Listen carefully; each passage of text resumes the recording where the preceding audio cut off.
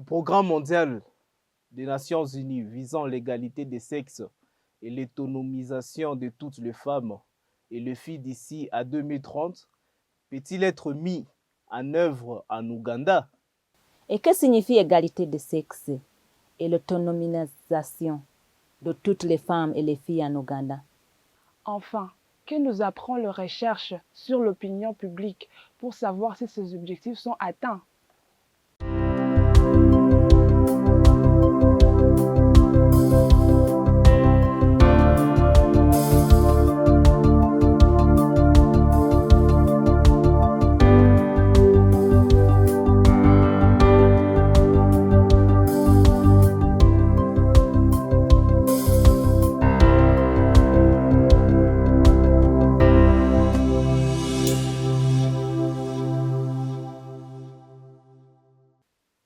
En 2015, les Nations Unies ont adopté un programme visant à atteindre l'égalité des sexes à l'échelle mondiale et ont encouragé les États membres à adopter des mécanismes visant à renforcer l'autonomie de toutes les femmes et filles.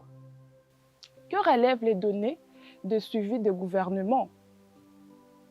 Le rapport gouvernementaux en 2020 et 2021 sur la mise en œuvre de l'agenda 2030 montre que la proportion de femmes âgées de 15 à 45 ans ayant subi de violences physiques, sexuelles ou émotionnelles a diminué de 56% en 2016 à 35% en 2020.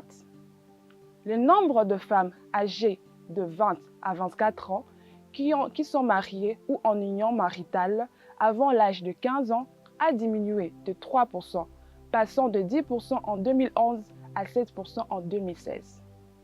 La prévalence des mutilations génitales féminines chez les filles et les femmes âgées de 15 ans à 49 ans a diminué, passant de 1,4% en 2011 à 0,3% en 2016.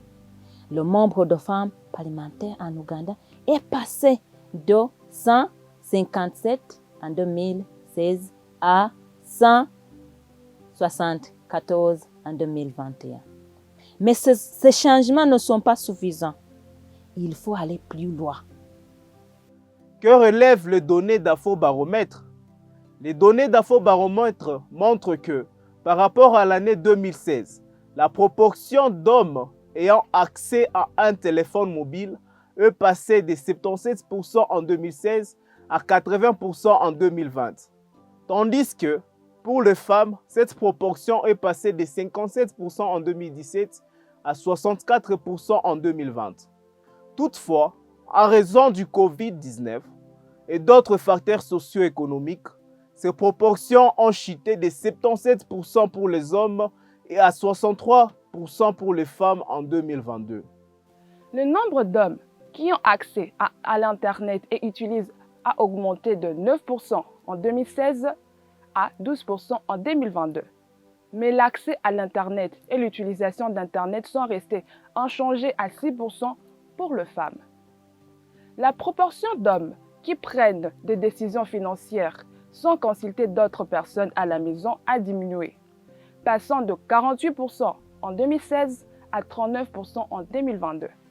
Tandis que la proportion de femmes a augmenté, passant de 28% en 2016 à 34% en 2022. Par rapport à nos voisins du Kenya et de la Tanzanie, une trajectoire légèrement différente se dessine. En Tanzanie, le pourcentage d'hommes ayant accès à un téléphone portable est passé de 59% en 2012 à 81% en 2022, tandis que la proportion des femmes est passée de 45% en 2012 à 68% en 2022. En ce qui concerne l'accès à l'Internet, la proportion d'hommes tanzaniens est passée de 1% en 2012 à 13% en 2022 et de 0% en 2012 à 8% pour les femmes en 2022. Au Kenya, la proportion d'hommes ayant accès à un téléphone portable est passée de 66% en 2008 à 91 en 2021, tandis que la proportion de femmes est passée de 62% en 2008 à 89% en 2021.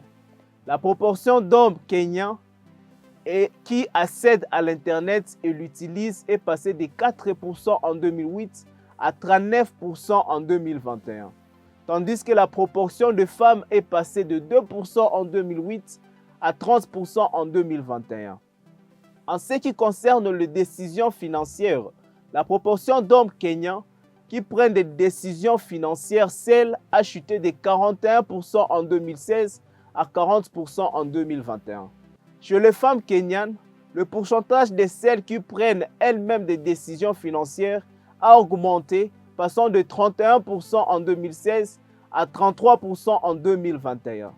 Tandis que le nombre de celles qui prennent des décisions financières avec leur conjoint a diminué, passant de 48% en 2016 à 49% en 2021.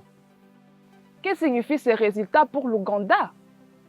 Le gouvernement et les autres parties prenantes doivent accélérer la mise en œuvre de toutes les politiques et tous les programmes destinés à renforcer l'égalité entre les hommes et les femmes en Ouganda au niveau national et au niveau local. Le gouvernement et les parties prenantes veillent à ce que la participation des femmes aux postes de direction et de gestion est bien au-delà de la simple présence pour une présentation plus efficace.